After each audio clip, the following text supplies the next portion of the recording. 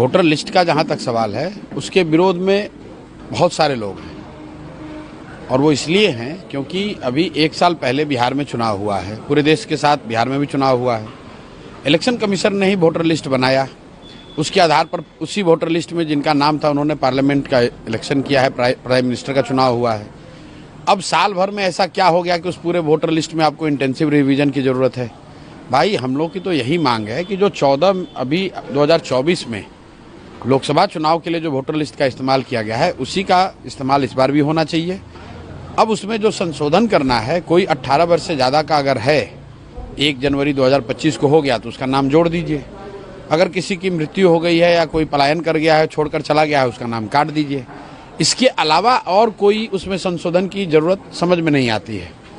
और अगर कोई ये कह रहा है कि भाई संशोधन इसलिए होना चाहिए कि कोई बाहर का आदमी आ गया है, घुसपैठिया आ गया है, तो मेरे भाई पिछले 1 साल से बिहार में तो एनडीए की ही सरकार है। तो क्या ये स्वीकार कर रहे हैं कि इनके सरकार के रहते हुए घुसपैठिए बाहर से आकर यहाँ बिहार में रह रहे हैं? बाहर से लोग आ गए, रिफ्यूजी आ गए, शरणार्थी आ गए, आतंकवादी आ गए, कौन आ गया? और आया तो क्या यहाँ बिहार सरकार सो रही है? बीजेपी वाले जो ऐसे बेवकूफ़ लोग हैं, अरे भाई अगर घुसपैठिए बिहार में आ गए तो सरकार तुम चला रहे हो, तो घुसपैठियों को क्यों नहीं पकड़ा? तो घुसपैठियों को क्या बीजेपी वाले बिहार में लेकर आए हैं? 50 लाख बिहार के बच्चे जो बाहर मजदूरी कर रहे हैं, क्या वो बिहार के लिए घुसपैठिए हैं? उनको मत का अधिकार होना चाहिए कि नहीं होना चाहिए?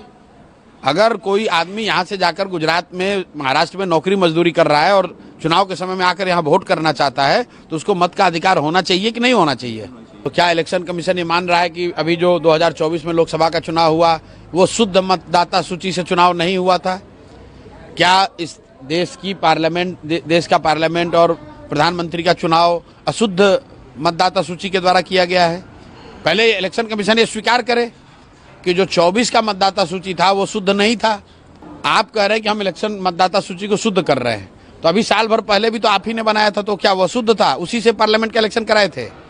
और अगर वो अशुद्धता आ गई इलेक्शन के, लोकसभा इलेक्शन के बाद, तो अशुद्धता क्या है कि लास्ट के 2 महीने में अब चुनाव होना है, तो इलेक्शन कमीशन कह रहा है कि हम नया इलेक्टोरल रोल बनाएंगे। आप बताइए कि 50 लाख से ज़्यादा बिहार के लड़के, बिहार के युवा जो बाहर मजदूरी करते हैं, रोजी रोजगार करते हैं, वो तो दिवाली छठ में आएंगे, वो कैसे फॉर्म भरेंगे?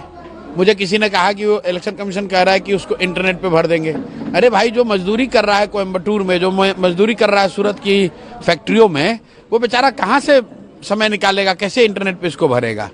तो ये इसका बिल्कुल हम लोग विरोध करते हैं।